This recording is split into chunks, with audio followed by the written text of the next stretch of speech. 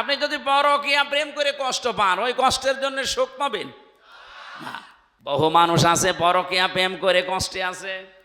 আমি এই যে পর্যন্ত বললাম, বলেন এই পর্যন্ত আপনি বুঝেছেন কিনা? আলেম যারা আছে আমার মনে হয় তারা হালকা বুঝতেছে।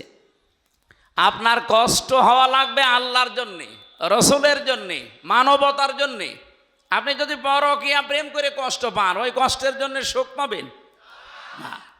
এই জন্য এই কষ্টতে যারা আছেন, এই কষ্ট লাঘব করা দরকার। এই মুহূর্তে তওবা করে ফিরে আসেন যে না, আমি আর ওই লাইনে নেই। যারা রাজি আছেন দেখে হাত তোলেন তো। ঠিক আছে, তাহলে 180 মাইল বেগে চলছে এই এলাকায়। সম্মানিতা মা বোনের, আজকে পরকীয়া এই যে শব্দটা, এটা অনেক দিন লিপ্ত ছিল। আমি নাম নিলাম না, চাষির সাথে নাউজুবিল্লাহ মিন যালিক মনোমালিন্য হয়ে গেছে, রাগ আর কন্ট্রোল করতে পারে নাই চাষি। শেষ পর্যন্ত ব্লেড দিয়ে ওই ভাতিজার জায়গা কেটে দিয়েছে। এবার কাজ যা করবি কর। এখন এই যে জায়গা কেটে দিল, এ কি কষ্ট পাচ্ছে না? এই কষ্টের পরেই তো সুখ আসতেছে। ওকে আল্লাহর জন্য কষ্ট পিস, রসুলের জন্যে, মানবতার জন্যে না। কিসের জন্যে?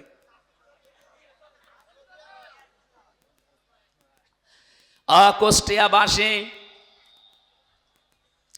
যে কথাটা তুলছিলাম আপনাদের সামনে, তাহলে আপনাকে কষ্ট পাওয়া লাগবে ওই 3টা কারণে। তাহলে দুনিয়াতে আপনি মাস্ট বি 10টা শান্তি, সুখ, কল্যাণ পাবেন। আখিরাত মিলে কত পাবেন এটা আল্লাহ ভালো জানে, আমি জানি না। দ্বিতীয়বার দেখবেন আয়াতটা আল্লাহ আবার রিপিট করেছেন, ফাইন্না মাআল উসরি ইসরা। কিন্তু মানুষ যদি এই পৃথিবীতে একটা শান্তি পায়, সুখ পায়, কিন্তু এই সুখটা যদি হয় অবৈধ সুখ, তারে একটা অবৈধ সুখ ভোগ করার কারণে দুনিয়া আখিরাত মিলে আল্লাহ তাকে কমপক্ষে 10টা অশান্তি, অকল্যাণ, অপমান, অপদস্থ এর ভেতরে তাকে ফেলবেই। কি বুঝলেন বলেন তো এখান থেকে এই 2টা আয়াত? আপনি যদি অবৈধ কোনো সুখ ভোগ করেন দুনিয়ায়, তাহলে একটা সুখের কারণে কমপক্ষে 10টা লাঞ্ছনা, গঞ্জনা, অপমান, অপদস্থ, অকল্যাণ, এগুলো আপনার জীবনে ভোগ করা লাগবে 10টা। এর উপরে কত আছে আমি জানি না, আল্লাহ জানে। এবার আপনি বাস্তবে বাংলাদেশের সাথে মিলান। বহু মানুষ এই দেশে অবৈধ সুখ ভোগ করেছে বিভিন্ন ক্ষমতার মসনদে বসে। সুখটা তাদের বৈধ ছিল না, কারণ আপনি সুখ বৈধভাবে ভোগ করতে হলে মানুষের স্বীকৃতি লাগবে। অন্তত অন্য 54 বছরের অন্য হলো বাদে দিলাম, এই 3 টার্মে তো আমি নিজে উপস্থিত। আমার 18 বছর থেকে আমি যদি ভোট দিতে পারতাম, এখন আমার 33 বছর, আমি 3 বার অন্তত ভোট দিতে পারতাম। আমি তো একবারও পারি নাই, আমার বয়সী যারা তারাও পারে নাই। এক কথা বলেন না কেন? সুতরাং এই যে হাজার হাজার, প্রায় 4 কোটির উপরে আমার বয়সী মানুষ এখন এই দেশে, 18 কোটি মানুষের প্রায় 4 কোটি আমার এই বয়সের মানুষ এবার নতুন তারা ভোট দেবে। বলেন এই মানুষগুলো, আমরা যেহেতু পারি নাই, আমার বয়সী যারা তারাও তো পারে নাই, কিন্তু ক্ষমতার চেয়ার কি বসেছিল? আরো জোরে বলেন। যারাই ছিল তারা কি ক্ষমতার এই চেয়ারে বসে কোনো সুখ পায়নি, কোনো শান্তি পায়নি? পাইছে মানে এক একজনের 620টা বাড়ি। সেদিন কোন দেশে যেন ছিলাম, সিঙ্গাপুরে না মালয়েশিয়া, যেন এক শয়তান দেখি নিচে বসে বসে চা খাচ্ছে। ও দেখে আমি চিনে ফেলেছি। নিচে নেমে বললাম, কি এখানে কেন? বলছো হুজুর আমি আগেই পালিয়েছি। আপনি পালালেন কেন? আপনার না 620টা বাড়ি। সেই সমস্ত বাড়ি তো এই দেশেও আছে, মালয়েশিয়াতে তার সাহেব পাড়া আছে, সিঙ্গাপুরে বানিয়েছে বিভিন্ন ফ্ল্যাট কিনে কিনে, নিজে থাকে না, সব ভাড়া দেওয়া, তালা লাগানো।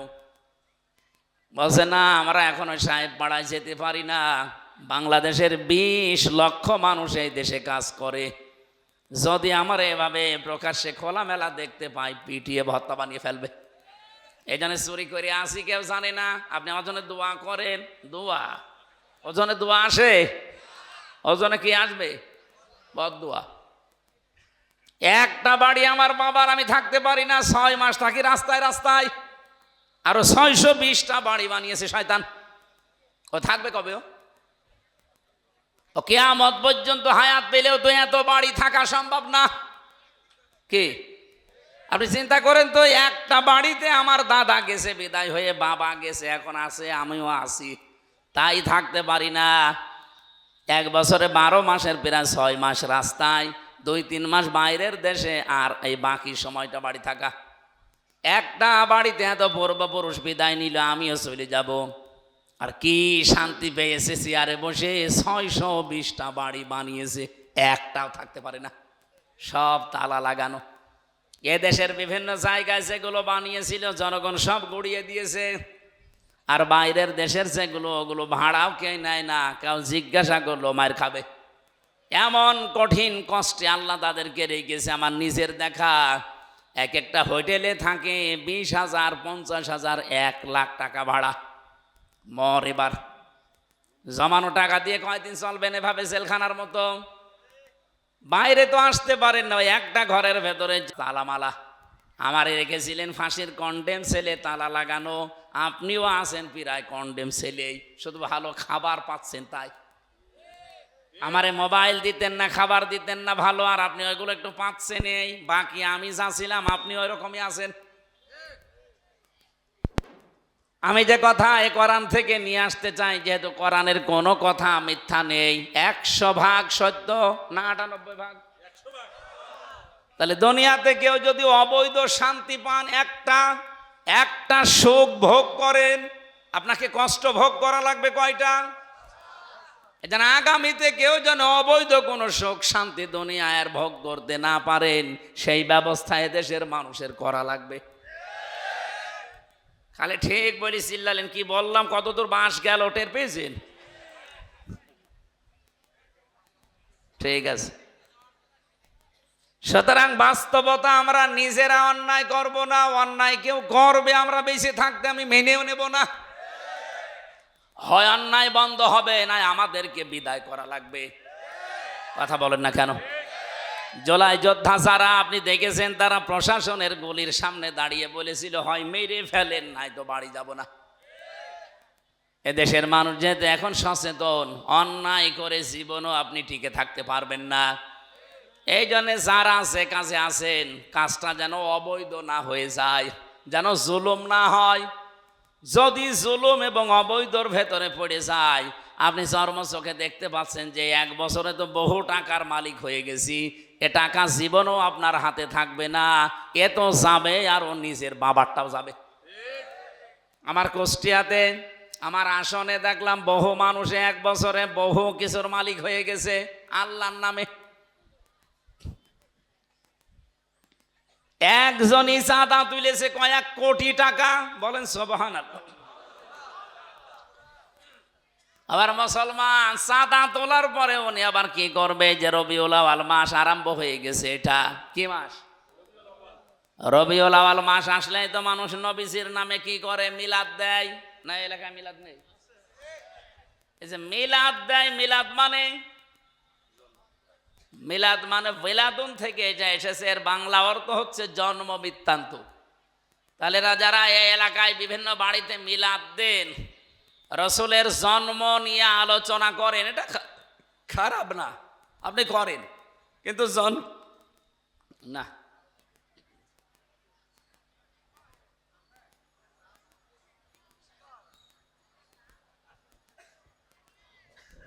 ঠান্ডা হয়ে গেছে, কিছু লাগবে না।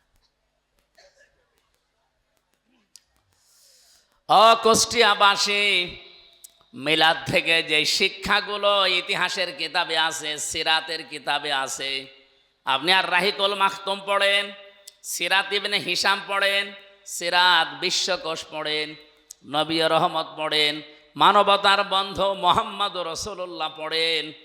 আমি প্রায় 13টা গ্রন্থ পড়া শেষ করে এইটা পেয়েছি মিলাদে।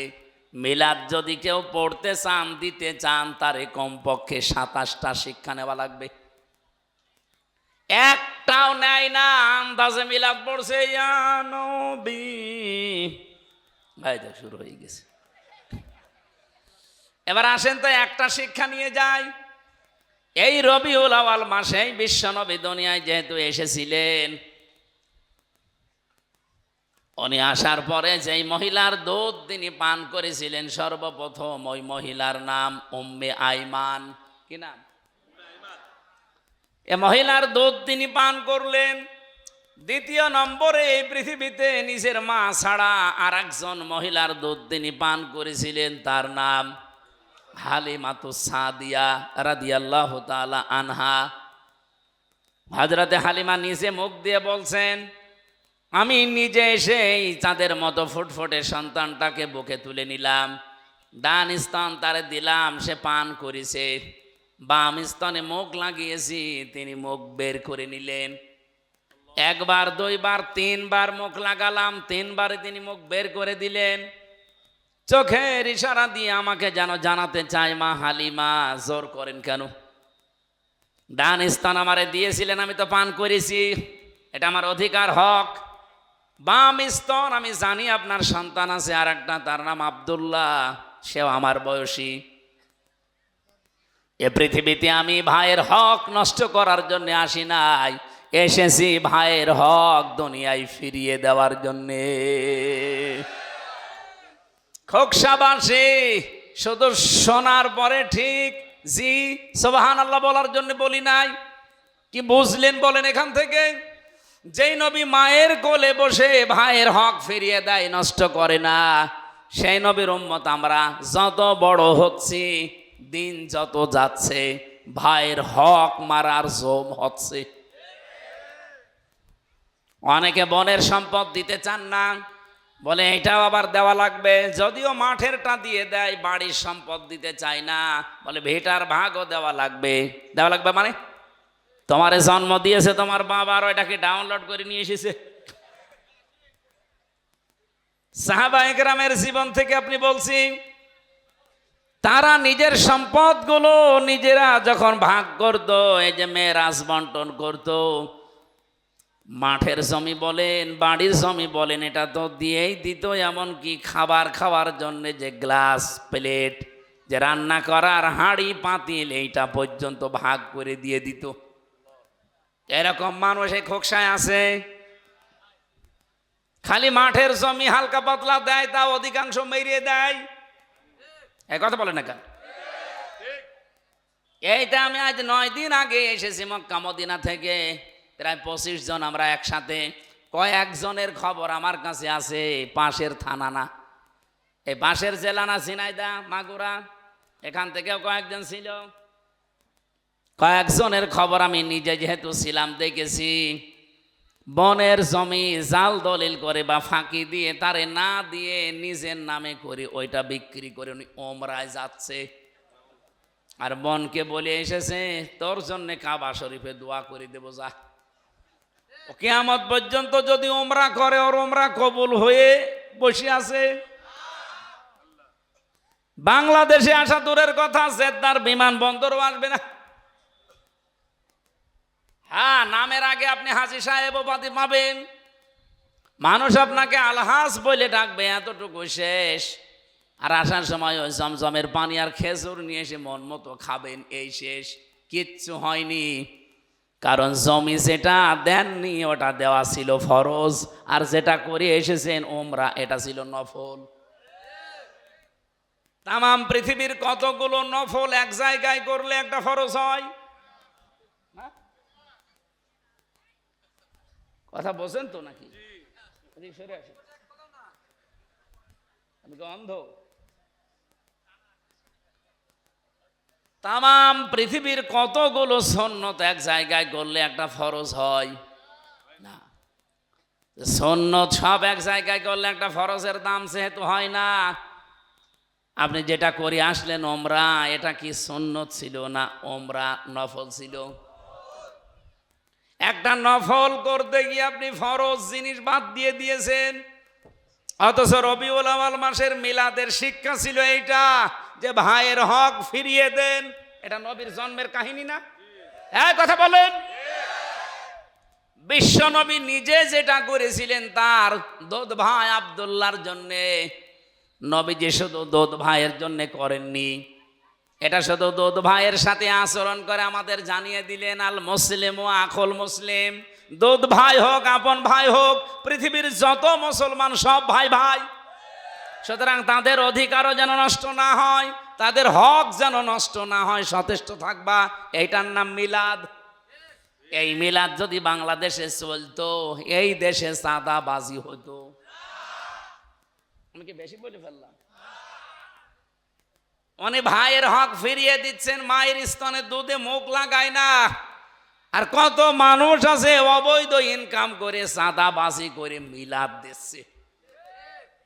যে আপনি টাকা পেলেন কোথায় ভাই? বসে চাঁদার টাকা, দোয়া করেন। কোথায় আছি আমরা? আমি যে কথা তুলতে গিয়ে পর্যন্ত এসেছি তার নাম জুলুম। তার নাম কি? কোন মানুষ যদি সত্যি জুলুমকারী হয়ে যায়, অত্যাচারী হয়, এই মানুষ ফিরে গেলে ফিরে আসবে এমন গ্যারান্টি আর নেই। এরা যদি দুনিয়ায় কোনো অবৈধ সুখ শান্তি একটা ভোগ করে, তার এগেনস্টে দুনিয়া আখেরাত মিলে তাকে আল্লাহ অশান্তি, দুঃখ, দুর্দশা, লাঞ্ছনা, গঞ্জনা, অপমান, অপদস্থ, অকল্যাণ, 33টা অর্থ আছে। আপনাকে আমার আল্লাহ কমপক্ষে 10টা ভোগ করাবেই। আমি নাম ধরেই বলছি, হাসিনা এই 15 বছরে বহু অবৈধ সুখ সে পেয়েছে, অবৈধ শান্তি ভোগ করেছে। এক কথা বলেন না কেন? জনগণের রায় না নিয়ে গেলেই সেটা অবৈধ হবে। সুতরাং অবৈধ ক্ষমতা পেয়ে যারাই শান্তিতে ছিলেন তারা লিখে নিতে পারেন দুনিয়া আখিরাত মিলে 10টা। একটা সুখের কারণে 10টা করে অশান্তি ভোগ করবেন। তাহলে কেবল শুরু। এই 15 বছরে যারা জান্নাতে ছিলেন তাদের অশান্তি, অপমান, অপদস্থ, অকল্যাণ কেবল শুরু। এক একটাই যদি 10টা হয়, 15 বছরে যারা 15টা সুখ পেয়েছে, 10 15 কত হয়? 150টা অশান্তি ভোগ করবেন দুনিয়ায়, অপমান হবেন 150 বার, অশান্তি ভোগ করবেন 150 বার, অকল্যাণ পাবেন, অস্বস্তি হবে আপনার জীবনে, তারপরে সুখের মুখ চোখে দেখবেন। আমি মনে হয় মূল কথা যেটা সেটা বলতে পেরেছি। আপনি বুঝেছেন তো? আমরা আগামীতে কোনো অবৈধ সুখ ভোগ করতে চাই? আমরা যদি সুখ ভোগ করি, শান্তি ভোগ করি, এটা কার জন্য বলেন তো? আমার যে হাদিস ছিল পড়া, মান আহাব্বা লিল্লাহি ওয়া আবগাদা লিল্লাহি ওয়া আতাআ লিল্লাহি ওয়া মানআ লিল্লাহি ফাকাদ ইসতাকমালাল ঈমান। কোন মানুষ যদি কাউকে ভালোবাসে সেটা যেন আল্লাহর জন্য বাসে। কাউকে যদি আপনি ঘৃণা করেন এটা যেন আল্লাহর জন্য হয়। বলেন তো, আমরা জালেমকে দেখতে পারি না আমার নিজের ব্যক্তিগত স্বার্থে না আল্লাহর জন্যে? বলেন বলেন। কোন মানুষকে আমি যে ভালোবাসি, আল্লাহ বলা, আল্লাহর পথে চলা মানুষকে, এটা কি আমার নিজের জন্যে না আল্লাহর জন্যে? 3 নাম্বারে, আমি কাউকে কিছু দিয়ে থাকি, দান করি, তাও আমি আল্লাহর জন্য করব, লোক দেখানোর জন্য না। আমি যদি কাউকে কিছু দিতে নিষেধ করে থাকি, না দেই, সেটাও হবে আমার আল্লাহর জন্যে, ব্যক্তিগত রাগের কারণে, হিংসার কারণে। বলেন বলেন। এই 4টা কথা শুনতে যত সহজ মনে হচ্ছে, মেনে নেওয়া অত সহজ না। আপনি কাউকে ভালোবাসবেন, সে আপনার দলের লোক না, সে আপনার শত্রু বংশের লোক, কিন্তু তাকে ভালোবাসা লাগবে কার জন্যে? বাংলাদেশে হাদিসটা এখন 100 ভাগ দরকার। এই কথা বলছেন? কাউকে ঘৃণা করলে আপনি ব্যক্তিগত স্বার্থে না, গোষ্ঠীগত স্বার্থে না, দলীয় স্বার্থে না, আল্লাহর জন্য ভালোবাসা লাগবে, ঘৃণা করা লাগবে। যে তোরে আমি দেখতে পারি না কারণ তুই আমার আল্লাহ বিরোধী।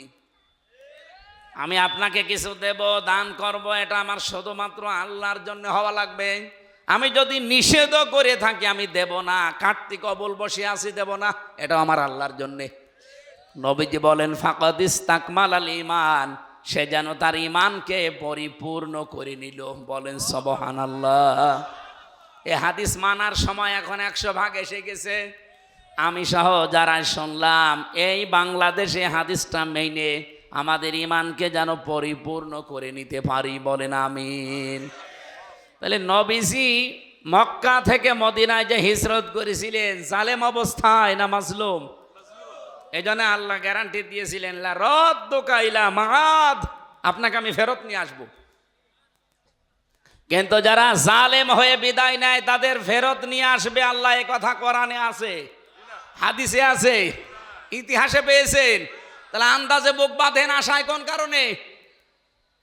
কি বলতে চাই আপনি বুঝে ফেলেছেন, এই জন্য আমি নিচে নামলাম না। সুতরাং সব ওই মিথ্যা আশা, মিথ্যা আকাঙ্ক্ষা বাদ দেন, যেটা বাস্তবের সাথে মেলে সেই দিকে আসেন।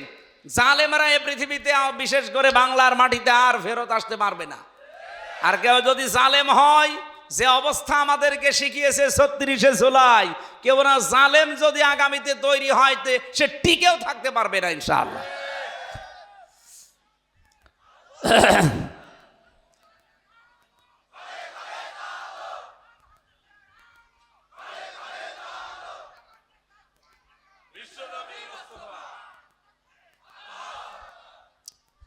দল মত জাতি বর্ণ ধর্ম নির্বিশেষে আজকের অনুষ্ঠানে এসেছেন আমি জানি। আজকে বহু হিন্দু এখানে আছে। আমি আজকে আসর থেকে মাগরিব পর্যন্ত একটা অনুষ্ঠানে ছিলাম কুষ্টিয়া ত্রিমোহনী। এরপরে গণসংযোগ করার জন্য আমার এই এলাকার মানুষেরা প্রায় 50-60 জন পেছনে নিয়ে গেল। আমার মনে হয় 500 দোকান যদি ওই বাজারে থাকে, দেখ 50টা দোকান দাদাবাবুদের। হিন্দু পেয়েছি কারণ তার চেহারা দেখলেই তো বোঝা যাচ্ছে যে হিন্দু। এখানে আমার মনে হয় বহু মানুষ এলাকায় যদি হিন্দু বসবাস করে থাকে তারাও এসেছে কোরআনের জন্য। কারণ কোরআন শরীফ শুধু মুসলমানদের জন্য না, কি কথা বলেন? হাদা বায়ানুল লিন্নাস হুদাল লিন্নাস, মানুষ পদবাচ্চে যারা বিবেচিত তাদের জন্য আল্লাহ কোরআন দিয়েছেন। এই জন্যে আপনি যদি মানুষ হয়ে মানুষের উপরে জুলুম করেন, আপনি কিন্তু আর দুনিয়ার মানুষের টার্গেট না। আপনি টার্গেট কার? আপনি সরাসরি আল্লাহর মামলার আসামি। আমরা যেন এরকম দুর্ভাগ্যে পড়ে না যাই, খুব সচেতন থাকা লাগবে। আমার দ্বারা কারো অধিকার যেন, হক যেন নষ্ট না হয়। আল্লাহ মেনে চলার সুযোগ করে দাও। বলেন আমিন। দরুদ সালাম পাঠ করছি কারণ এটা রবিউল আউয়াল মাস। এ মাসটা 1 বছর পরে এসেছিল, দেখতে দেখতে চলেও যাচ্ছে। কিন্তু যেগুলো নিয়ে এসেছিল আমাদের কাছে, আমরা ওগুলো নিতে পারি না। খালি জিলাপি, খেচুড়ি আর ইয়া নবী সালাম আলাইকা শেষ। এর জন্যে আসে, ওই যে বললাম না, এরকম শিক্ষা দিতে আসে। দ্বিতীয় নম্বরের শিক্ষা হচ্ছে, নবীজি এই মাসে দুনিয়াতে আসার পরেই তিনি যেখানেই গেছেন সেখানেই আল্লাহ রহমত দিয়ে ভরে দিয়েছেন। হযরতে হালিমা বলেন যে এই গাধা বা খচ্চর নিয়ে এসেছিলাম, এটা নিজেই নড়তে পারে না। আমি আস্তে আস্তে সবার পেছনে পড়ে গেছি। আমি নিজে মক্কা থেকে সেই জায়গায় গিয়েছিলাম 100 কিলোমিটার তায়েফ। এখন তো পাহাড়ে রিং রোড করা, এভাবে ঘুরতে ঘুরতে ওঠা যায়। 1500 বছর আগে হযরতে হালিমা যখন এসেছিলেন তায়েফ থেকে, এই পাহাড়ি এলাকায় এই শহরটা, ওই সময় তো আর রিং রোড ছিল না, সিঁড়ি দেওয়া ছিল না। পাথর ধরে ধরে কত কষ্ট করে এসে আমি আসতে আমার দেরি হয়ে গেছে। সবাই দেখি ধনের দোলাল দোলালি যারা তাদেরকে নিয়ে চলে গেছে। আমার ভাগে পড়ে আছে একেবারে ওই জীর্ণ শীর্ণ ঘরে, আমেনার ঘরে। আল্লাহর নবীর ঘরের সামনে দাঁড়িয়ে তার দাদা আব্দুল মুত্তালিব দুহাত তুলে হাঁকার দিচ্ছে, আহ্বান জানাচ্ছে। এই ঘরের ভেতরে একটা এতিম মাসুম বাচ্চা আছে। বেশি টাকা কড়ি দেওয়া যাবে না, যার ভালো লাগে পছন্দ হয় তাহলে নিয়ে যেতে পারেন। হযরতে হালিমা বলেন, সর্বশেষ আমি এসে দেখি কেউ আর নেই, সবাই আমার আগেই চলে গেছে। ঘরের ভেতরে প্রবেশ করে দেখলাম একেবারে খালি হাতে ফেরত যাওয়ার চাইতে অন্তত কিছু নিয়ে যায়। হযরতে হালিমাতু সাদিয়া বলেন, আমি তখন মুশরিকা, আমি ঈমান আনি নাই, আমি মুশরিকা, একজন অমুসলিম মেয়ে লোক। আমি আল্লাহ কি রাসূল কি ওগুলো আমি বুঝি না, কারণ আমার কাছে ওই দাওয়াত আসে নাই। অথচ আমি ঘরের ভেতরে প্রবেশ করে দেখি আকাশের চাঁদ যেন আমেনার কোলে ধরা দিয়েছে। দেখতে যেহেতু ভালো লেগে গেছে, স্বামীর সাথে পরামর্শ করলাম যে দেখতে তো ভালো লাগছে, কি করা যায়? নিয়ে চলো। শুধুমাত্র কোলে তুলে নিয়েছি, আমার স্তনে এমনিতেই দুধ ছিল না। তাকে তুলে নেওয়ার সঙ্গে সঙ্গে আমার স্তনে আল্লাহ দুধ দিয়ে ভরে দিয়েছে। আমি বাইরে এসে দেখি আমার স্বামী ছাগল বলে বকরি বলে যেটা, এখান থেকে 2 বালতি দুধ দহন করে নিয়ে আমার সামনে হাজির। জিজ্ঞাসা করলাম দুধ পেলেন কোথায়? স্বামী আমারে ডাক দিয়ে বলে, হালিমা, কি একটা কেরামতি বুঝলাম না, কিছুক্ষণ আগে যেই বকরির স্তনে দুধও ছিল না, হঠাৎ দেখি তাদের স্তনগুলো দুধে পরিপূর্ণ হয়ে গেছে। আমি কিছু নিয়ে এসেছি, এখনো পর্যন্ত স্তনে দুধ আছে। হযরতে হালিমা বলেন, শুধু আমি তুলতে দেরি, খচ্চরের ওপরে যে গাদা নড়তে পারতো না সেটা এখন দ্রুত গতিতে চলতে আরম্ভ করেছে। বাড়িতে নিয়েছিলাম, আমি নিজে গিয়েছিলাম হালিমার বাড়িতে। এবার ওই বাড়ি এখন নেই, কিন্তু সেই দৃশ্যগুলো মনে হচ্ছে। ওখানে যাবার পরে দেখি আমার খেজুর গাছগুলো মরে শেষ, খেজুর ছিল না। তো মুহাম্মদুর রাসূলুল্লাহকে আমার বাড়ির এরিয়ায় প্রবেশ করাতে দেরি, পাকা পাকা খেজুর ধরতে দেরি হয়নি। কুয়ায় পানি ছিল না, দেখি পানি চলে এসেছে। যতদিন আমার কাছে মোহাম্মদ এই ছেলেটা ছিল, ততদিন অভাব কারে বলে আমি চোখে দেখিনি। অভাব আমার আল্লাহ সব দূর করে দিয়েছে। এটা রেকর্ড হচ্ছে, এই জন্য বলছি, পৃথিবীর মুসলমানেরা, রবিউল আউয়াল মাস খালি নবীর মিলাদ পড়ে সিরাত আলোচনা করে শেষ করে দেবেন আপনি না। এই যে 27টা শিক্ষা বলছিলাম, একটা পেলাম কি, ভাইয়ের হক ফিরিয়ে দেওয়া লাগবে। 2 নম্বরে রহমত ছিলেন তিনি, ওমা আরসালনাকা ইল্লা রাহমাতাল লিল আলামিন। আল্লাহ কিন্তু আলম বলেন নাই, আলামিন দিয়েছেন। রহমাতাল লিল মুসলিমিন বলেন নাই, রহমাতাল লিল আলামিন বলেছেন। আমি আমার নবীকে তামাম পৃথিবীতে যত জগৎ আছে, যত জগৎ আমি বানিয়েছি, সব জগতের জন্য আমার নবীকে আমি রহমত করে পাঠালাম। হযরতে হালিমা একজন মুশরিকা মহিলা। এই মহিলা যদি নবীকে কোলে তুলে নেওয়া থেকে শুরু করে বাড়ি পর্যন্ত তার সব আল্লাহ রহমত আর বরকত দিয়ে ভরে দিতে পারে। আজ বিশ্বের মুসলমানেরা এখন তার আদর্শকে যদি আমরা আঁকড়িয়ে ধরতে পারি, আল্লাহর কসম মাছ ফর গাছা করা লাগবে না, এমনিতে ইসরায়েল মিশে যাবে। তিনি যেখানে যাচ্ছেন সেখানে রহমত বরকতে আল্লাহ ভরে দেয়। সে আল্লাহ এখন আর নেই, সেই নবীর আদর্শ এখন নেই। ফাইনা তাযহাবুন, কোথায় যাচ্ছেন আপনি? আসেন, ফিরে আসেন রসুলের আদর্শের দিকে। বিশ্ব নবী মুহাম্মদুর রাসূলুল্লাহ এই রবিউল আউয়াল মাসে এসেছিলেন রহমত হয়ে। আমাদেরও উচিত আমাদের জীবনটা যদি ভরে নিতে হয় আল্লাহর রহমত দিয়ে, তার আদর্শ বাদ দিয়ে কোনো বাবা চাচার আদর্শ দিয়ে হবে না।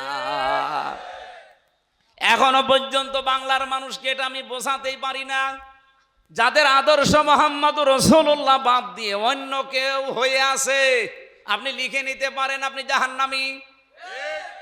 আমি এটা বানালাম, আদাবুল মুফরাদের ভেতরে আছে। ইমাম বুখারী লিখেছেন, বুখারী শরীফ লেখার আগে কিতাবটা তিনি লিখেছেন, প্রথম অধ্যায়ে তিনি দিয়েছেন 6টা কারণে মানুষ বিনা হিসাবে বিনা বিচারে জাহান্নামে যাবে, কোনো কথা আল্লাহ জিজ্ঞাসাও করবে না। তার 3 নাম্বার কারণ হচ্ছে দুনিয়ায় যাদের আদর্শ বিশ্ব নবী ছিল না, অন্য কেউ ছিল। আপনি একটু নিজের দিকে তাকিয়ে ভাবেন তো, বাংলাদেশে এরকম মানুষ নেই। আপনি নামাজও পড়েন, রোজাও রাখেন, হজ করেন, যাকাত দেন, আপনি দাঁড়িয়ে গেছেন, হজ করে এসেছেন, অথচ আপনার আদর্শ আজ পর্যন্ত রাসূলুল্লাহকে আপনি পা থেকে মাথা পর্যন্ত, রান্নাঘর থেকে সংসদ পর্যন্ত মানতে পারেননি। আপনার আদর্শ হয়ে আছে আপনার বাবা। আমি কি বেশি বললাম?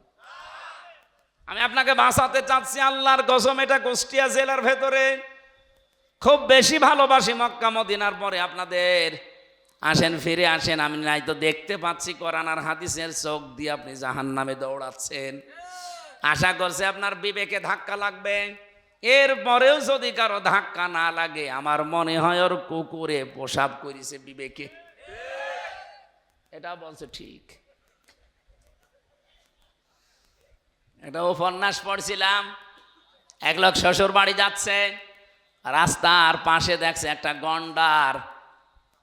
ও গন্ডারকে কাঁতো কুতো দিয়েছে। কাঁতো কুতো দিলে তো হাসে মানুষ, মনে করছে গন্ডারও হাসবে, দেখে না। 3 দিন শ্বশুর বাড়ি থাকার পরে ফিরে আসতেছে রাস্তা দিয়ে, হঠাৎ দেখে গন্ডার ওখানে আছে, এবার হাসতেছে। কি গো, 3 দিন আগে তোরে কাঁতো কুতো দিলাম, তখন তো হাসলে না, এখন হঠাৎ করে হাসতেছ? গন্ডার বলছে, বন্ধু 3 দিন সময় লেগেছে চামড়া ভেদ করে কাঁতো কুতো লাগতে। গন্ডারের কাঁতো কুতো লাগতে সময় লাগে কয়দিন? আমাদের সাথে সাথে আল্লামা সাঈদী 50-60 বছর এই কাঁতো কুতো দিয়েছে। কথা বলছে। আমরাও বিভিন্ন কায়দায় কাঁতো কুতো দিচ্ছি। 15 বছরের ভেতরে আমি তো প্রায় 11 বছর ময়দানে কথা বলেছি। ডাইরেক্ট বলতে পারি না, ইনডাইরেক্ট কাঁতো কুতো দিয়েছি, মানুষ বোঝে নাই। এখন একটু ডাইরেক্ট দিচ্ছি, তাও বোঝে না। আমার মনে হয় এরে আর কোরআন হাদিস দিয়ে হবে না, এরে ছড়ি কোদাল লাগবে। আশা করছে আপনার বিবেকে হালকা হলেও ধাক্কা লাগবে। আল্লাহ যেন আমাকে আর যারা এসেছি একমাত্র মুহাম্মদ রাসূলুল্লাহ বাদ দিয়ে আর কাউকে আমরা মানি না, আদর্শ হিসাবে অন্তত। এই কথা বলেন না কেন? কারণ পৃথিবীর সবগুলোর ভেতরে ধোঁকাবাজি, প্রতারণা আছে। মুহাম্মদ রাসূলুল্লাহর জীবনে প্রতারণা আছে? নেই। আপনি কাকে মানেন তার জীবনই তো আপনার কাছে পরিষ্কার না। আমি নাম ধরেই বলছি, এই দেশে যারা রাজনীতি করেন, যেহেতু রেকর্ড হচ্ছে সারা দুনিয়া এখন যায়, আপনি যদি বঙ্গবন্ধুর আদর্শ মেনে রাজনীতি করেন, গ্যারান্টি দিতে জীবনেও পারবেন না যে বঙ্গবন্ধু জীবনে একটা মিথ্যা কথা বলেনি। পারবেন? বলতে পারবেন? যারা বিএনপিতে আছেন তারাও গ্যারান্টি দিতে পারেন না যে শহীদ জিয়া জীবনে একটা মিথ্যা কথা বলেনি। পারবেন না। যারা জামাত ইসলামী এই দেশে করে, তারা যদি তাদের আদর্শ মুহাম্মদ রাসূলুল্লাহ বাদ দিয়ে মাওলানা নিজামীকে মনে করেন আমার আদর্শ, আপনি জীবনেও গ্যারান্টি দিতে পারবেন না মাওলানা নিজামী জীবনে একটা মিথ্যা কথা বলিনি। একজনের ব্যাপারে শুধু এই গ্যারান্টি দেওয়া যায়, ওয়া ইন্নাকা লাআলা খুলুকিন আযীম। তিনি হচ্ছেন আমাদের নবী মুহাম্মদুর রাসূলুল্লাহ। 63 বছরের জীবনে একটা মিথ্যা কথা তিনি হাসির ছলেও বলেননি। সুবহানাল্লাহ বলতে পারেন না? এই যে আযীম শব্দ আল্লাহ দিয়েছেন, আল্লাহ নিজের নাম আল্লাহ লাগিয়ে দিয়েছেন তার চরিত্রের গ্যারান্টি দিতে গিয়ে। আযীম, আপনি পুরা কোরআন শরীফের ভেতরে আযীম কোন নবীর নামে পাবেন না। হযরত ইসহাক নবীকে আল্লাহ একবার ডাক দিয়েছিলেন, কিন্তু আযীম বলেননি, আলিম বলেছেন। গোলামিন আলিম, আমার জ্ঞানী বান্দা। হযরত ইসমাইল নবীকে আল্লাহ একবার ডাক দিয়েছিলেন, আযীম বলেন নাই, বলেছিলেন হালিম। গোলামিন হালিম, সহনশীল গোলাম। কিন্তু বিশ্ব নবীকে আল্লাহ জানিয়েছেন খুলুকিন আযীম, আমার মহান বান্দা। এমন চরিত্র তাকে দিয়েছি, কিয়ামত পর্যন্ত মানুষ শুধু অনুসরণ করে যাবে, কোল কিনারা পাবে না। জোরে বলেন সুবহানাল্লাহ। আমি আহ্বান জানাচ্ছি, আপনার হাতে পায়ে যা ধরতে বলেন আমি ধরব, কিন্তু ফিরে আসেন। নবী বাদ দিয়ে অন্য কাউকে যদি আদর্শ মানেন, মাস্ট বি আপনি জাহান্নামী। আল্লাহ আপনাকে সম্মতি দেন, বলেন আমিন। কোরআনে কারিম থেকে আমরা সূরা দাহার বা সূরা ইনসান বলা হয়, 4 এবং 5 নাম্বার 2টা আয়াত পড়েছি, একটা জান্নাতের, একটা জাহান্নামের। জান্নাত এবং জাহান্নামী মানুষের কিছু শাস্তি এবং কিছু নিয়ামতের কথা আল্লাহ আমাদেরকে শোনাচ্ছেন, আমরা যেন উদ্বুদ্ধ হই এই জায়গায় যাওয়ার জন্যে। সূরা দাহার, এটা মাদানী সূরা। কোন সূরা? বলেন বলেন।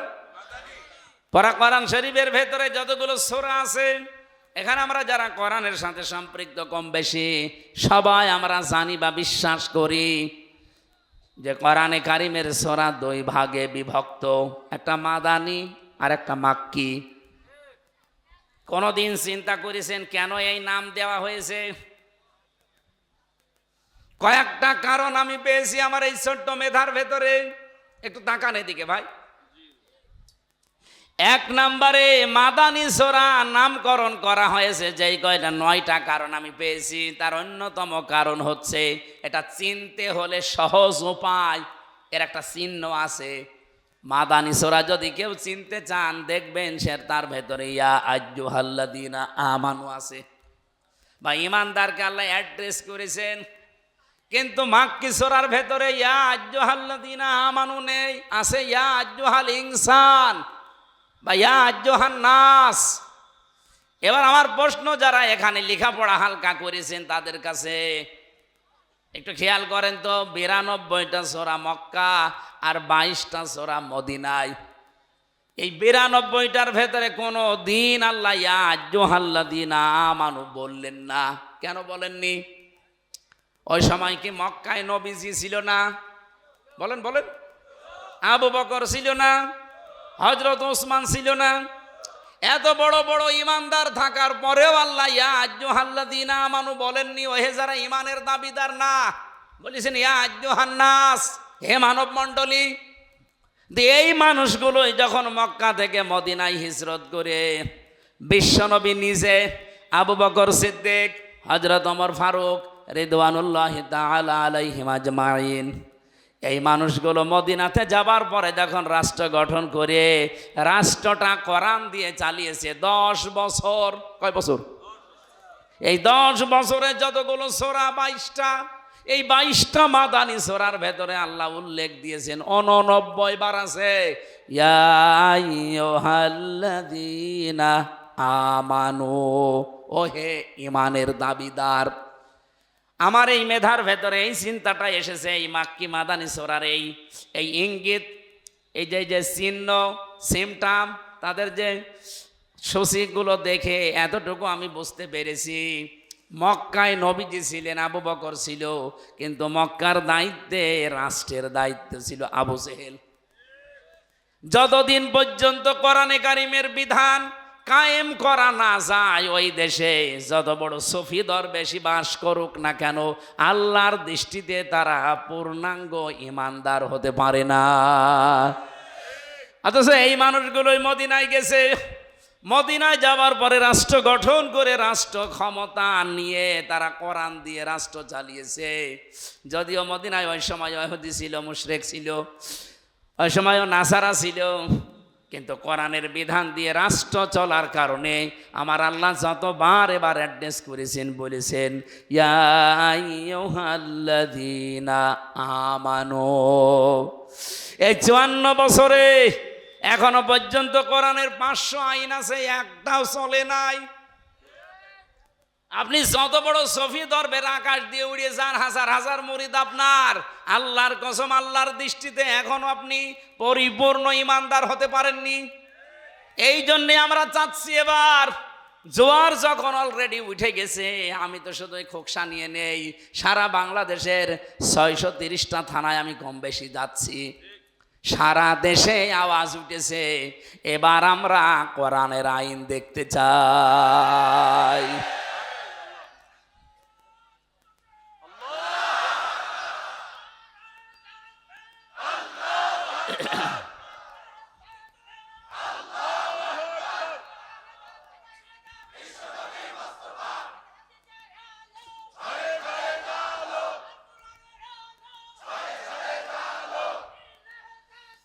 আলহামদুলিল্লাহ ভাই।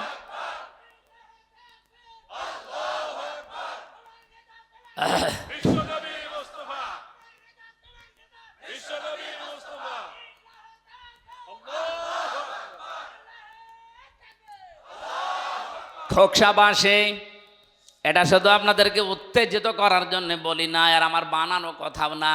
এদেশের রিপোর্ট আসতেছে আন্তর্জাতিকভাবে, 100 জনের মাত্র 15 জন আগে বলতো আমরা ইসলাম চাই এই দেশে। এই 1 বছর 1 মাসের ব্যবধানে এখন 100 জনের 77 জন মানুষ বলছে আমরা এদেশে ইসলাম চাই। এমনি বলছি জোয়ার উঠে গেছে, সারা দেশের অবস্থা এখন ঠিকই। এই জন্য অনেক জালেম মাথা ছাড়া দিয়ে উঠছে, নাড়া ছাড়া দিচ্ছে। আপনি যতই নাড়া ছাড়া দেবেন তত আপনার আযাবুল বুলডোজার নাজিল হবে। 32, 33 হবে, সুতরাং নাড়া ছাড়া বাদ দেন। জোয়ার যখন এসেছে একবার দেখেন না কেন কোরআন দিয়ে দেশ চললে কেমন দেখা যায়? দেখতে মনে চায় না আমাদের?